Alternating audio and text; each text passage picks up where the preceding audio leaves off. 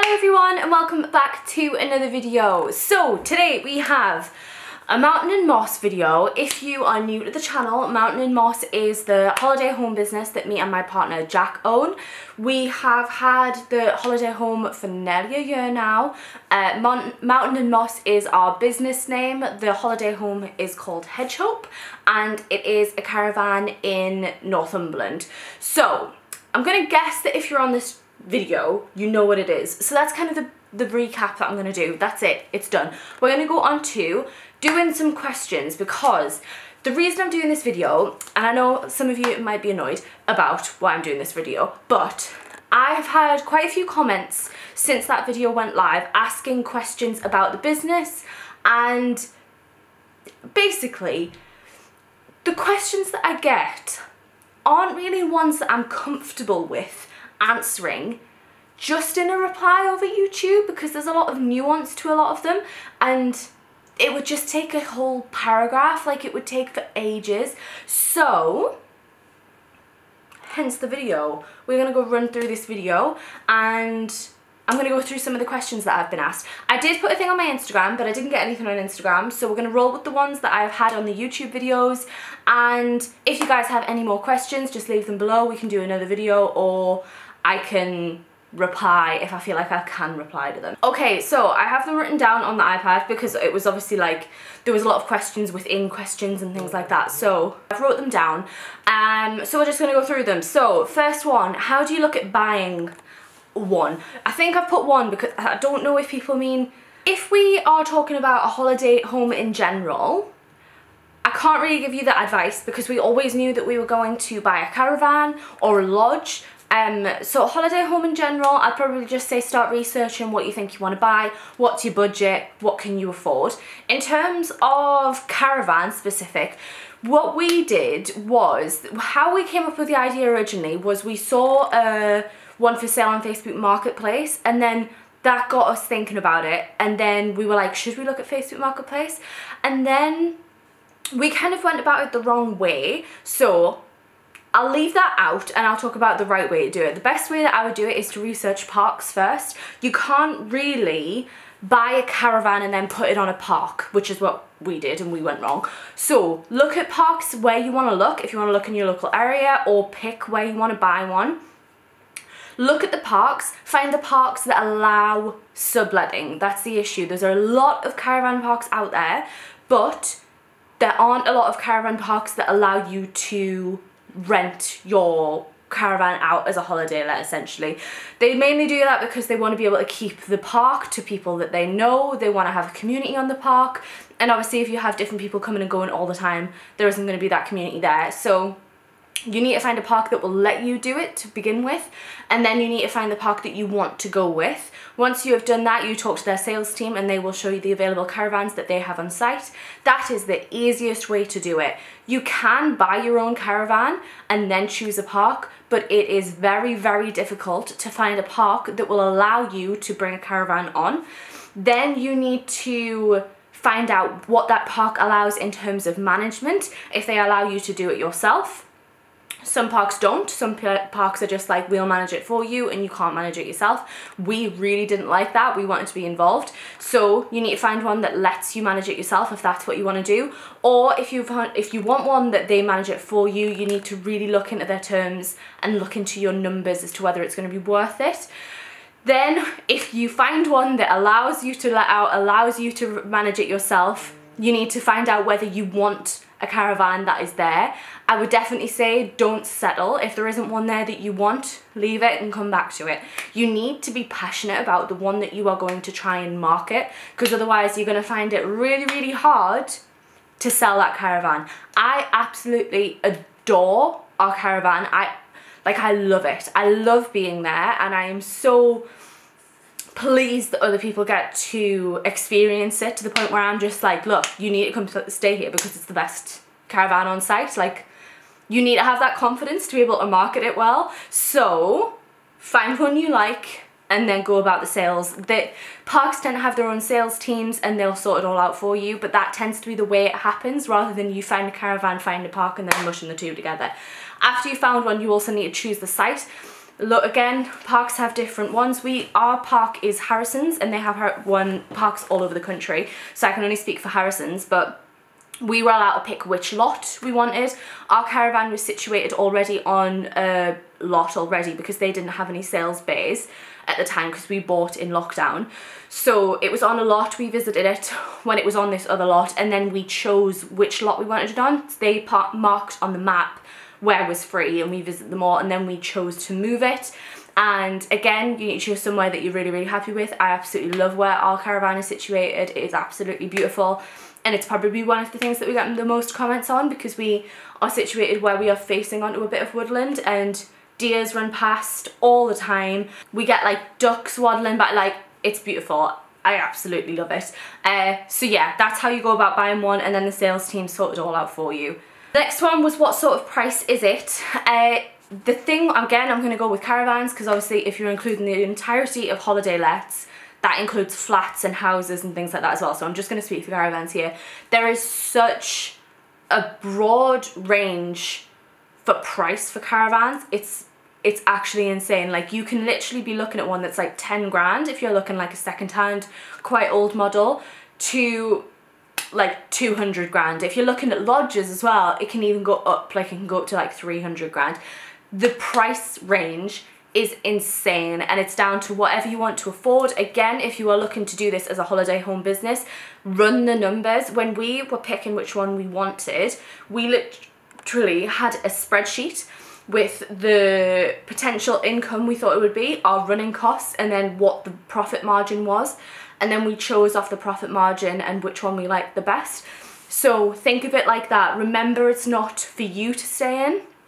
Remember, it's a holiday home business, and go off the price that is going to bring you the most money in terms of that business. The price bracket that ours fell in, because I know people want to know, was between 40 and 80. That's where ours kind of fell. Ours is one of the, like, I want to say more high-end caravans. It was the most expensive one there than what we were looking at out of the caravans. The lodges were more, but it was one of the more expensive ones. One of the more expensive ones. So yeah, massive range. But I'd say if you're looking at a new one, you're probably looking, honestly, the range is so crazy. If you're looking for a new one, I'd say 25 grand minimum, and then it goes up to crazy amounts of money. How much is the average ground rent? I'm assuming this person means site fees. That's what we pay. So our site fees are an annual thing. I can't obviously tell you what average is. I don't know. We didn't look at average because when we looked at parks. So we knew what the site fees were. It's a lot of money. There is, again, a huge range, but I'd say you probably, in the northeast, obviously it's different everywhere. If you are looking in London or like Devon, Cornwall places, they are going to be very high. We are in the northeast, it is very different. But in the northeast, I'd probably say you're looking for a minimum of 3 grand, and then it can go all the way up to like 8 grand. We are within that range, but I'd say minimum 3 grand.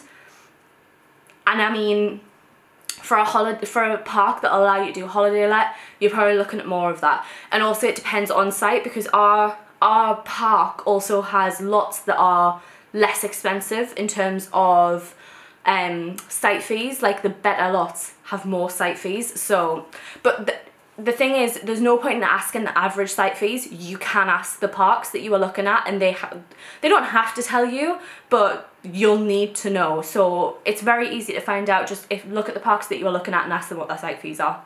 Does it take up a lot of time is another question. Yes, I think this came off someone asking about whether they think their and their partner can do it with them working full time, if they are going to manage it themselves in terms of cleans and things like that. And I would say the answer is no. If me and Jack worked full time, there is no way that we could do cleans. Like, even in the times that we are both quite busy with work, because Jack works full time and I work from home, I'm self-employed, I do this and I do online coaching and photography. And when I said this, I kind of grouped the holiday home and YouTube in there. So I do like YouTube, the holiday home, photography and online coaching. So I work whenever, and Mountain and Moss is definitely the one that takes up the most time in terms of like, you have to work from here to here, because it's the only one where it's like, right, I need to clean that day. So we couldn't do it if I wasn't that flexible.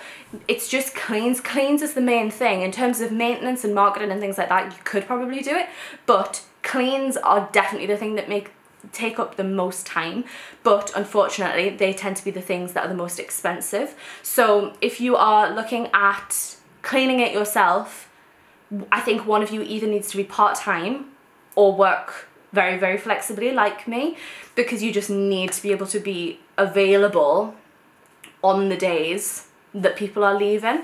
If you are working part-time, I think it needs to be one of those ones there where you have switchover days. Some people run it like that, where the switchover days are a Monday and a Friday, or a Monday and a Wednesday, things like that, where that's the only days that can be booked out. And I feel like that works for people who work part-time, because they can just get Monday and Friday off work. But if you aren't going to have changeover days, you need to be able to get to your caravan to clean whenever people book, and people can book very last minute, so you need to be able to go. So it does take up a lot of time. Summer is obviously the worst, because that's when there's the most bookings. I was very, very busy with cleans in summer, but it doesn't take a huge amount of time. Like I say, cleaning is the majority of the work, but you do have to have the time to do the cleans. So I hope that makes sense. Do you have to abide by their rules? Yeah. Basically, the park has very strict rules that you have to obey by, and this is something that me and Jack don't really like, and it's probably one of the things that is putting us off getting a caravan for our next holiday home, because that's the point of our business. We want to expand and get different ones, because basically it's their park, it's their land, and you're just renting the land off it. Even though you own that caravan or that lodge, you still can't do anything unless they say so. So we have a plan to expand the outdoor area of ours at the minute, and we're going to have to get permission from the park to do that. And you can't put certain lights up, you can't have music playing past a certain point, which is obviously fair enough, but you have to basically get everything approved by the park, and they can say no. There's for an example, we really wanted to install solar power into our caravan, because we are very into the environment. We are carbon neutral in terms of we offset, but we wanted to be able to be carbon neutral in terms of like, we just use solar, and we aren't allowed to put solar on the park. So you do have very strict rules.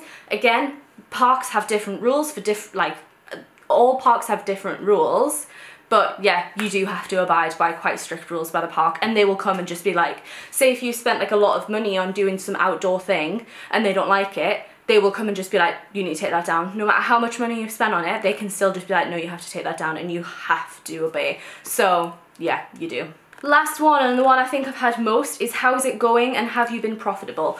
I don't really mind talking about this, so I'm not gonna beat around the bush. It's been going okay in terms of how it's been going running it. We haven't had any huge issues. We haven't had any problems with guests. We've had lovely, lovely guests. I think we've only had 2 guests that were a little bit problematic, but it wasn't even like they were an issue. It was just they didn't leave at the cleanest, and obviously I have to clean it, so that was great. But it's been very few and far between. Our guests have been brilliant, like they've been really, really lovely. So we haven't had any issues like that. The only issue we had was at the very, very beginning, and a pipe burst. And the park also is having some issues with power at the minute, because there's so many vans on it, and they haven't upgraded their, I think it's the water. The tanks, they keep going off, so like the power keeps going off and the water keeps going off, but we haven't really been affected by that, thank goodness, where we are in the park. In terms of money, because I know that's what a lot of people will be here for, we have been trading. So basically we started in March of 2021, so we haven't been trading a full year yet, but we basically know our tradings until the end of the year, because February we have to close for the month, because the park doesn't allow us to be open for the full of February. There are like rules in terms of like council tax and things like that, where you have to be shut for a certain amount of time during the year, but they've basically told us you're not allowed for the entirety of February. So we we know we aren't going to make any money in February, and we haven't had any bookings in January. So we basically know where we're at by the end of the year. And it depends how you want to look at it in terms of profitability. If you look at it as like how Companies House looks at it, we haven't made a profit this year. We're actually in a loss, but that takes into account the investment we put in at the beginning. If you don't look at the investment that we put in at the beginning, we are just in a profit. But one thing I do want to say with it is that we aren't taking any money from the business, like at all. Even with me cleaning it, doing all the work, we haven't taken any money from Mountain & Moss, and we don't plan to for a very long time to make it a sustainable business, because any money that we are making, we are going to put back into Hedgehope and then hopefully save it for a second holiday home as well. So if you want to do this in terms of you want extra money on the side quite quickly, this isn't the way to go. I don't think we're going to see money from this for at least 5 years, like at least, because all the money is going to be put back into it and we aren't going to be making enough profit to take a chunk of money out. So if you are looking for a quick, and I don't want to say easy way, but if you're looking for a quick way to get into it and get some money out of it, I would say no, this isn't going to give us money like that we see quickly, like at least for 5 years, I don't think. So we are in a profit if you don't include our investment, which obviously you have to, but if you don't include the investment, we are in a profit, but we aren't seeing that profit. It's in the business. So take that how you will. It's kind of up to you how you want to see that in terms of what business you are looking at doing and whether that is something you are happy with. But yeah, that's kind of where we're at in terms of ours. So yeah, that is all of the questions that I had so far. So I hope that answers everything okay. If you have any more questions, like I say, please just comment and let me know. I can do another video. We can talk into something more in depth. Whatever you guys want to see, please just comment and let me know. And if you did like this video, please make sure to leave it a like. It really supports the channel, and it also just lets me know that this is something that you guys want to see and is useful to some people. So please make sure to leave it a like and subscribe if you are new. And yeah, that is going to be it. Thank you so much for watching, and I hopefully will see you soon.